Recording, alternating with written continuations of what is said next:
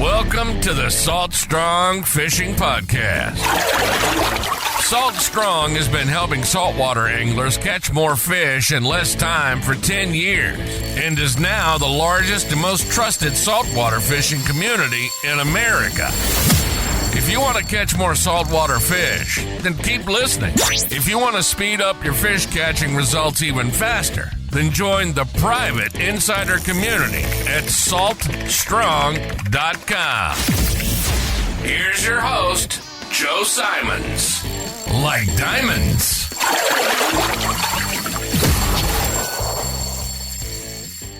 Hello, Salt Strong Unchurched. Joe Simons, like diamonds, back again.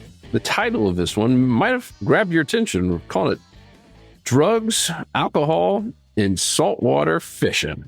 Does it get any better than that?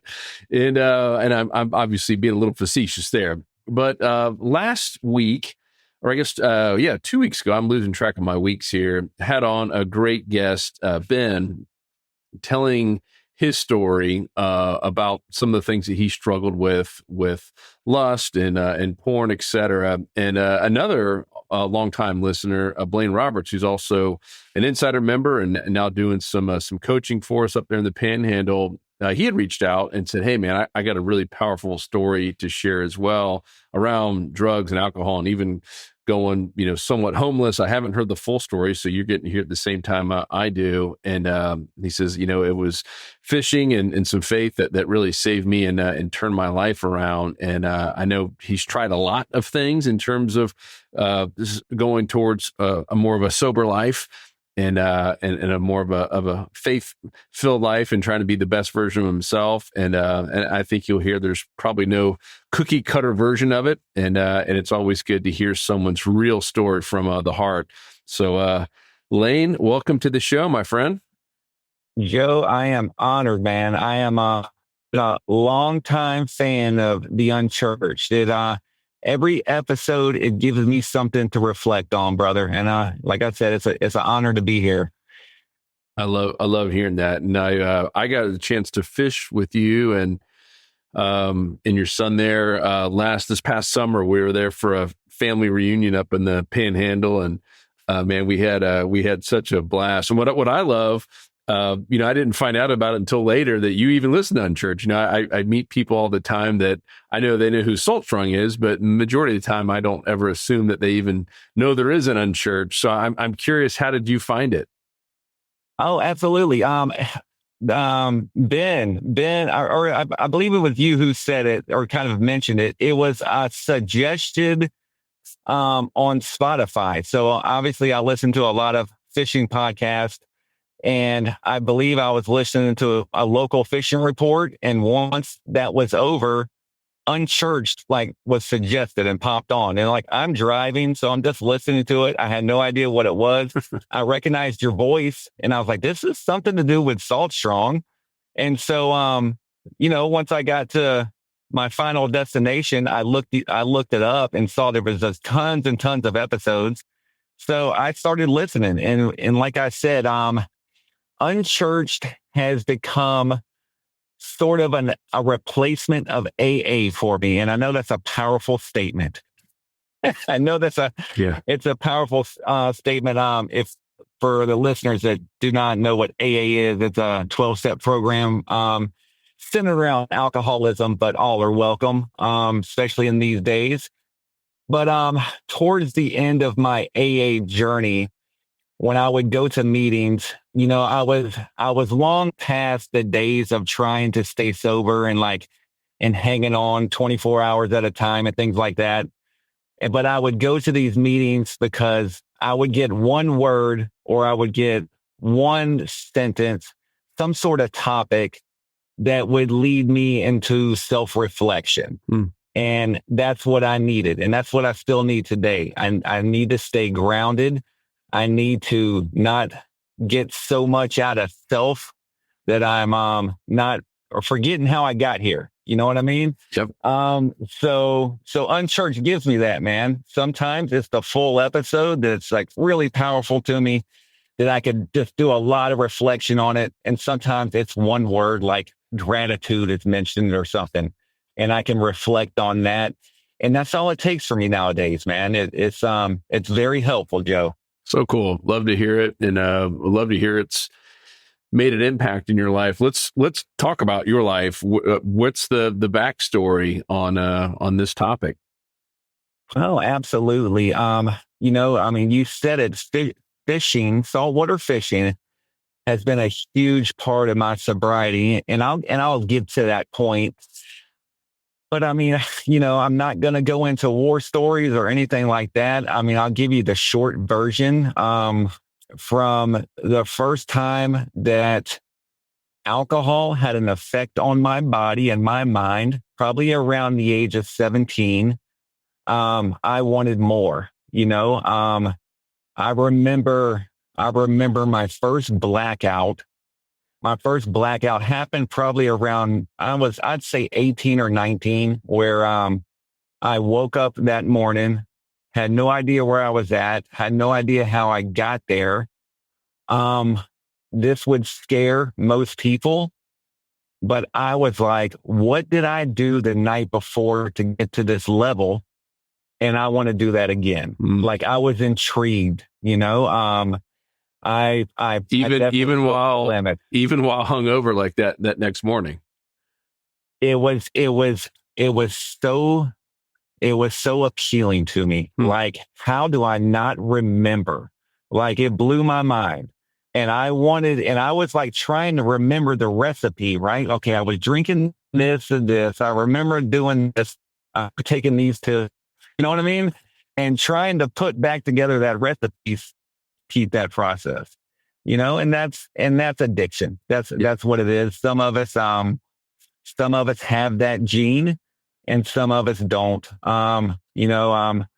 My wife is a great example of don't. She can buy a 6-pack of beer and there'll be 4 bottles in the fridge 6 months later,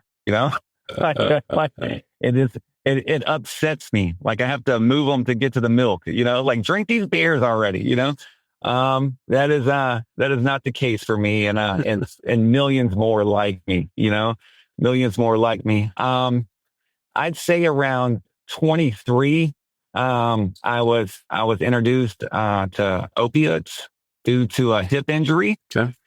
And this was back in the day when Oxycontin was still Oxycontin. They didn't know what we were doing with it. Yeah. It was still very, very acceptable. It was pushed. You could get free samples at the doctor's office, and those took over my life. Bad. I went through a divorce, lost all custody of a child, lost the house. I mean, repoed the trucks, you name it. It happened. And, it happened really quickly, Joe. Once that took over, that was 100% of my time was figuring out the ways to get more. And were you doing alcohol in conjunction with it? Oh yeah. Okay. Yep. Alcohol, cocaine, I was in the bar industry. So, I'm not using that as an excuse, but it was an acceptable way to live. Let's put it that way. Yeah. Nobody, everybody kind of turned their head to that kind of behavior in the bar industry, especially the kind of bars that I was working in. Let's put it that way. Yeah. And the pills, the alcohol, it stopped becoming like a luxury, and it was a necessity, meaning like I was going through physical withdrawal, if I didn't have it. I basically couldn't brush my teeth until I got a few pills in me and had some drinks. And once the divorce happened, I was young, man, 23, 24 years old. I'm 46 now. Yeah. Once that happened, there had been no real attempts at sobriety. There was the fake promises, I'm going to do better, stuff like that, but no rehabs or nothing like that. No talking to professionals. Honestly, I don't even think I knew what AA and things like that were back then. Like, I hadn't been introduced into that sobriety world yet. I was just like, I knew I was sick and I just knew what would fix it, and what would fix it was more, Um, I ended up back in Alabama. I'm from Alabama originally, Mobile area. I ended up back there after the divorce and, shacked up here and there with whoever would take me in. And 2000, man, it's hard to remember now. I'm going to say probably around 2005, I started spending a few nights on the streets here and there. Kind of resources were running out. People were tired of me. And like I was kind of getting my first taste of homelessness. And I went shortly after that, I went for the next 5 years on the streets. Just gutter homeless, man. The guy you avoided on the sidewalk. That was me. Yeah. And this was after a couple of rehab attempts. I counted it up one time, Joe. I got into this professionally later down the line, but in my professional career, I had counted it up, and I was in 13 different rehabs. I was probably in a detox center at least 50 times. I have 22 arrests under my belt. That Two was felony convictions. That was my question. It was mandatory. It wasn't you going voluntary then. The rehab for the rehabs. Yeah. No, all the rehabs were voluntary. Okay. But Joe, most of the time, man, it was just me trying to get some strength up to go on another run. Like I wasn't committed to sobriety. Sobriety scared the hell out of me. I'm curious why. I would have to deal with the wreckage of my life, right? I by constantly comatose in myself, I didn't have to deal with those things. I didn't have to think about those things. They went away, and so that's how I lived. I was running, man. I was running. And fast forward, 2010, I landed in Miami on the streets. I was in Key West for a while, hitchhiking. I hitchhiked my way out to Key West. And I stayed in Key West about a year. Few arrests there, in and out, things like that. And these arrests, they were all to do with petty theft, stealing alcohol, basically. Trespassing, open containers. When you're a known homeless person in a city, they get you off the streets as much as possible. Like, you're not a good look for them. Mm-hmm.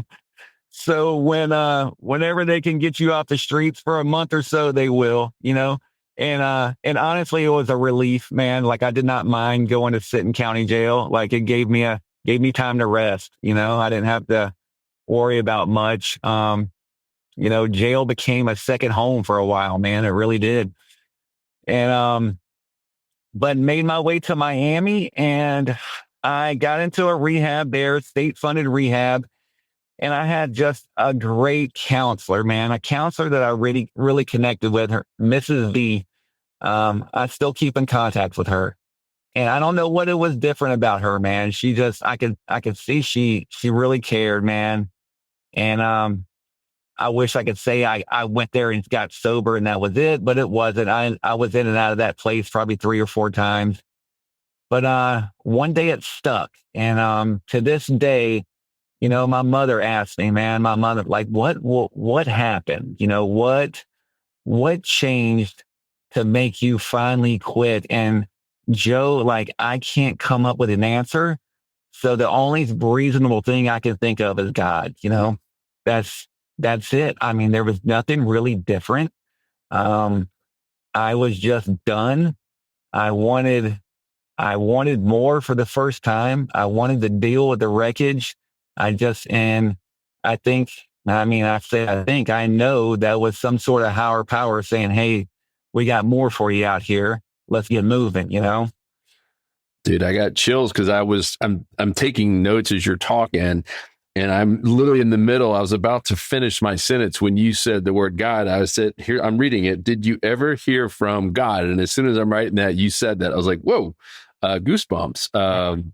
So it sounds like you maybe did. Like, did you ever hear like? And hearing from God is different for a lot of people. But do you ever feel that, like, man, you ever feel the presence, or like, man, maybe there is a higher power trying to lift you out of the crud? Every day, man, every day. And then, that leads me into, I struggled with the beach for a long time, Joe, because that's where, when I was homeless, that's where I would stay homeless. I'd stay homeless on the beaches. It was nicer to lay on. The panhandling was often good on the beaches, things like that. I could always find booze on the beaches. So I always stuck to the beaches. And then in sobriety, I would want to go back down. And that was kind of like my happy place, so to speak. But it had so much negativity attached to it that it was heart wrenching. Like, I would go to the beach, but I just didn't know what to do there. I would sit there and I would get bored, and those old feelings would come up. You know what I mean? And this is early sobriety too, man. Like, where I didn't have a lot of money. So it's not like I could go, hanging out at the restaurants and things like that. I was just going because I know that I've always felt connected to the water and to the ocean, especially the Gulf, man. Like, there's something about the Gulf. I grew up around it. And so in sobriety, I would try to go down there. I did a lot of like step work on the beach with sponsors and things like that. I had this horrible resentment with my father that I had let go on the beach by basically, he's passed, but basically writing a letter and sticking it in a bottle, letting the water take it. And that was a very freeing moment for me, so I had all these attachments to the water and to the beach. But when I would go, it was always negative feelings, and that's where things like surf fishing came into play, man. I have something to do on the beach now that's not negative. It doesn't bring those old feelings.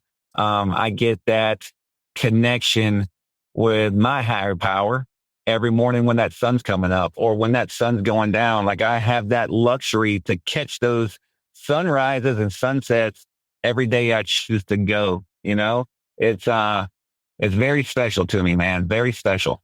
Wow. And so for those of you that don't know, Blaine actually makes a living surf fishing now. So he spends every moment, making a living for his family now on the beach, the same place that he had all the struggles. I did not know that, the first part of the story. That's wild. So were you into fishing at all, like during this time in your 20s?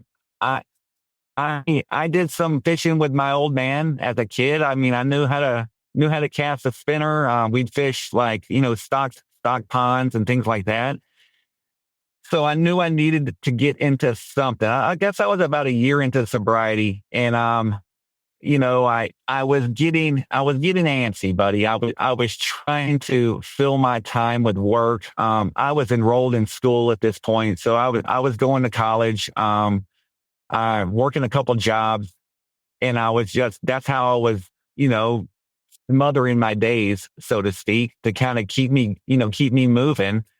And I knew that I wanted to get back to the water. My girlfriend, then wife now, we were living in a townhome down on Miami Beach. So we were right on Biscayne Bay. And really it started with like paddle boarding. I was researching paddle boarding because I was like, man, I'm going to get a paddle board and I can troll around the bays here. I borrowed one from a neighbor. I went out there a few times. I realized how boring it was. I was like, I need something else. I need something else to do on this board, And I landed on kayak fishing, and that was it, man. That's how I started my saltwater experience, was kayak fishing in Biscayne Bay, and through YouTube, I was watching all these kayak fishermen. I would land on these Pensacola guys. And then those would lead me into kind of like Unchurched. Like, I would find these surf fishermen by accident. And I was like, what is that? I'd never even heard of surf fishing, And like, what is that? And I want to do it. And that style of fishing 100% sparked a move out of Miami back to the Panhandle. Um, I told my wife, I'm like, I want to do this. Like, and this was way before like I even thought about content creation. I don't even think I was on social media back then. Or trying to make a living doing this. Like I was still very green, but I knew I wanted to do it. And I knew that was going to get me back on the beach, like in a positive way. And, we moved here, 5 years ago. And I took to it, brother. I took to it fast and I put everything I had into it. And we were operating a surf fishing business 2 years later. So, it went quick, brother. It went So quick. cool. And, just recently we opened up a physical location. So I actually have a physical location that I'm booking guides out of here in Perdido Key and, selling surf fishing tackle and bait and things like that.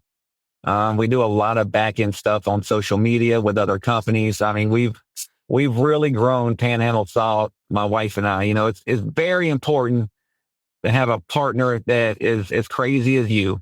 I have to talk her out of some of my ideas, if that makes sense. I'll picture something. Yeah, baby, let's do it. Like, wait a minute. Let's think about this. So, yeah, none of this would be possible without that good partner. You know what I mean? So cool. And I have a question more on the kind of the personal side of all of it. So you're now doing really well on the beach, have a business, you're getting to kind of pursue something you've always loved and dreamed about doing.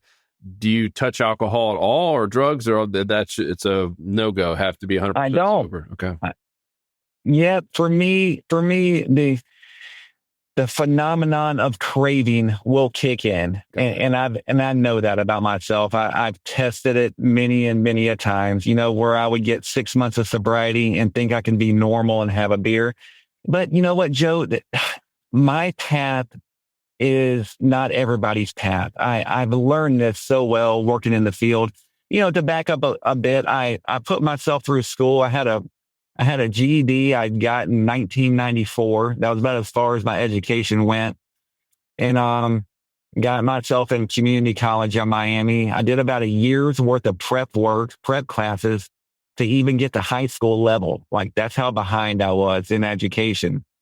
And then I ended up graduating with a psychology degree at a Troy University over there in Alabama, with a minor in human services addiction studies. So I got into the field and I was doing a lot of counseling, and through that field, I worked with a lot of different clients, man, that had found relief, that had found, quote unquote sobriety, a better way of living. And, with not the same path that I took, like, that 12-step way isn't the only way. And I think that it's so grossly popular, and AA saved my life. I have nothing bad to say about that program, but I believe that it's so grossly popular that when you start thinking about sobriety and things like that, that's the first thing that pops up. And if it's not the right fit for you, some people might say, well, this isn't going to work for me. But there are dozens and dozens of ways to better your life. Even just like, maintenance. I've worked with clients that are just doing maintenance that their lives have greatly improved. They're not 100% sober, but So what does maintenance mean to you in that? Like moderation, Okay, got it. So, yeah. So if I'm drinking a 12 pack a day, let me try to drink 6 and see what happens. And then you kind of scale down. The guys that I would work with moderation, a lot of times I'd suggest marijuana, and I know that sounds crazy from a substance abuse counselor, but that was better than the alternative. Yeah. And you use that kind of moderation tool with the hopes of eventually hopefully one day they will be completely sober, but they don't have to be. Any improvement is an improvement in my eyes. Yeah, I don't know if you heard the podcast I did. It's been quite some time, but I had a boss, and this is about alcohol in particular, and I had a boss that he always said, if you can't stop at 3, then you might have a problem, or you do have a problem. And that was his challenge always to himself, is to be able to stop at 3. And for those, or someone like you, I'm sure you could be nodding your head. So yeah, it's really tough for someone who really is addicted to stop at 3. It's tough to stop at 1, but at 3, all of a sudden you start getting that good buzz. And I practiced that. Yeah. I practiced that for a couple years, and it was tough. So I think I'm somewhere in between maybe where you were and your wife. I wouldn't let a 6-pack sit in the fridge for that long. But yeah, that was it was a challenge. Just like anything, when you're changing habits, it was really, really hard at first. And my very first weekend was a Garth Brooks concert, and that's normally a place that I wouldn't buy, way more than 3 beers on an all day. And we had a bus, so there's no reason for me to have to drive. Like that was every excuse possible for me to have more than 3 drinks. And I did. I stopped myself and still had a very enjoyable time. And I was like, oh, you know what? I can do this. And I don't need to have, 7, 8, 9 beers or whatever it is. So that I know I've heard of quite a few people reached out and said they're still doing that. And there's some that have said, you know what? I realized I couldn't stop at 3, and I needed to just get help, go cold turkey or whatever it might be. So where I'm going with this is everyone is different. Everyone's wired differently. We all have, different little triggers with alcohol, drugs, and all that. So Absolutely. And it's and I want to stress this, but if there's a listener out there that is to the point of physical addiction, and you'll know it, like, what I'm talking about. Yeah. I do not suggest going cold turkey. I do not suggest trying to just stop. Those are situations where you need medical help. Alcohol withdrawals will kill you. You will go into seizures and things like that. There are other drugs that, like, your stimulants, your marijuana, to where if you just stop, nothing bad's really going to happen. You're going to be irritable, things like that. But the opioids, the benzos, Xanax, Valium, things like that, and especially the booze, if there's a listener out there that they know they have a problem, do not just stop. That is something you need medical attention for, to wean down. And then before you can even start thinking about starting a life of sobriety or moderation or whatever. So what are the steps if someone is like, man, I really need to get help? It sounds like don't just try to do it by yourself. Get help from someone. Is it AA or what do you recommend?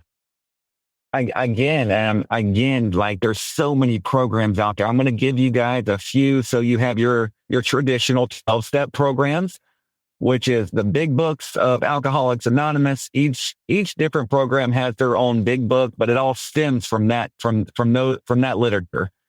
You have Celebrate Recovery, which is a faith-based.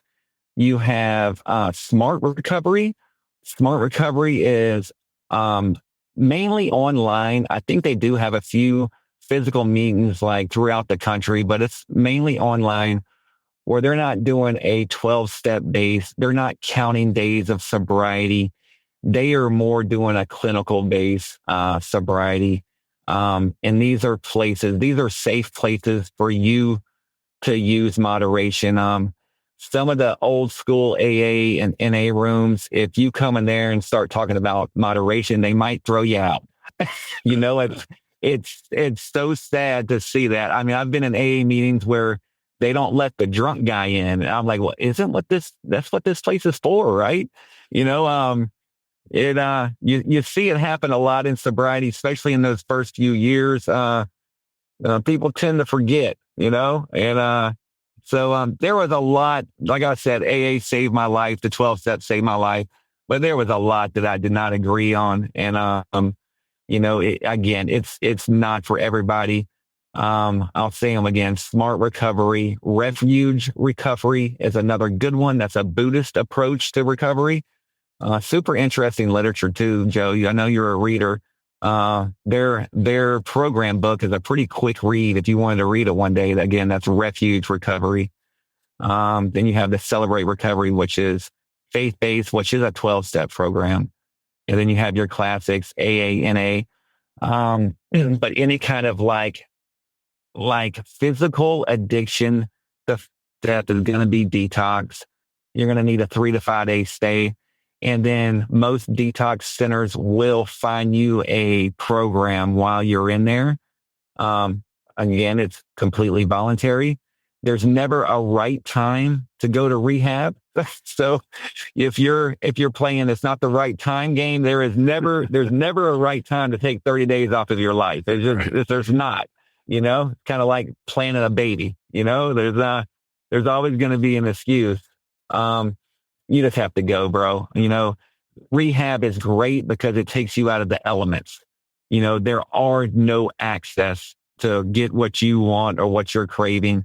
You are quote unquote locked up, and sometimes that's what we need to get over that hump, Well, I love it, man. I really appreciate you coming on here and sharing this. One other thing I'm picking up on is purpose. And, when you were at those lowest lows, it sounds like the purpose was kind of like, hey, where do I get my next, hit or booze or whatever it was? It was kind of staying alive to keep doing the same old thing. And now your purpose have shifted. Obviously, the family is in laser focus, and so is this new business. Speaking of never a good time, right? To do something, never a good time to start your own business. But I'm so proud of you that you did. And I think when you're able to shift that purpose of, daily focus on, that next high to something, it doesn't have to be a surf fishing company. It could be anything, and it can be the family. It could be literally anything. But I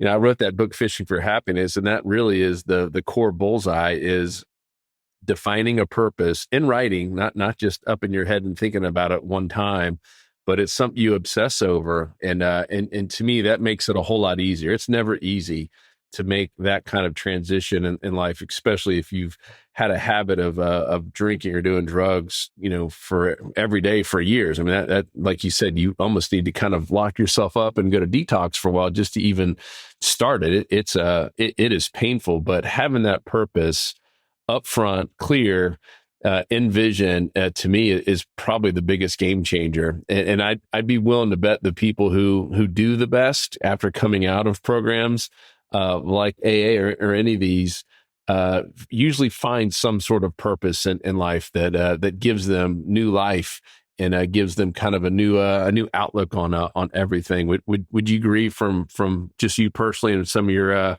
maybe acquaintances that have come clean as well? 100%, 100. And I struggled with that, right? Like, what is purpose? What is my purpose? And it went in many different directions. And then through self-reflection, right? I do a lot of that, man. All the answers I was coming up for purpose were very selfish, I guess is the best way to put it. If I really dug deep into that purpose driven, this is my purpose, it was gonna affect me to the better at one point or the other. And I know this sounds very cliche, but today, Joe, is I just want to give my little boy somebody to be proud of, man. That's it. That's my purpose. And I can't do that drinking and drugging, so really that's what keeps me going, bro. I love it. And I got to meet him. We all went surf fishing that morning. It is cool how he looks up to you and wants to be just like his dad. We're running around chasing the bluefish and the bait. And that was a pretty special moment I got to spend with you guys. So. Yeah, he chases Fred off for me. That's his position at Panhandle Salt. When Fred starts getting around the bait, get rid of him. Too cool. Well, Blaine, I really appreciate you coming on. I know it's never easy to kind of air out stuff from the past, but I know from doing it myself on here and admitting things that I've struggled with, it impacts a lot of people, and I don't know, it's almost empowering sometimes to kind of get it off your chest and share it with others. So thank you. I know this made a big impact for listeners, and and hopefully probably even for yourself. So I continue to encourage you to keep sharing the testimony. It really is awesome. And I love seeing what you've done in a pretty short amount of time. And now you're impacting people in our community at Salt Strong. And man, just kudos to you for everything. Where can people come check you out if they're in the Panhandle, or learn more, go fishing with you, help support you, etc.? Oh, absolutely. Where our physical location is in Perdido Key. If you go down to Johnson Beach National Seashore, you will see us. That's a very popular surf fishing beach in the area. You can find us anywhere on social media under the handle of Panhandle Salt. And then our website is panhandlesalt.com. Awesome.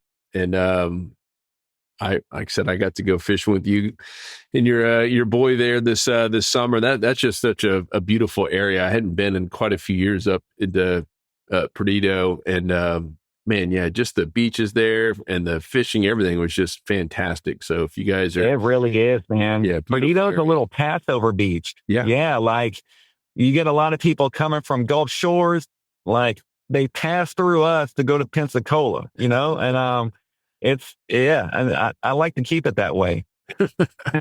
Yeah, I would personally do the opposite. We stayed there and went over to Pensacola. We wanted to show the kids the Blue Angels and all that. But yeah, Perdido, it was a real special place, and everything was just excellent there. So we will definitely be coming back. Great. Joe, man, like I said in the beginning, it's such an honor to be on here, man. I'm grateful, brother. No, thank you, my friend. And as always, I always leave my personal email at the end. If you guys have any thoughts, questions, prayer requests, etc., hit me up, joe@saltstrong.com. And thank you again, Blaine. We'll sure be chatting soon. All right, buddy. Thanks, guys.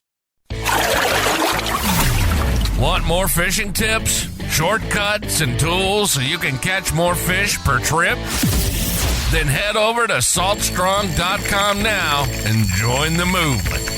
Tight lines, and thanks for listening.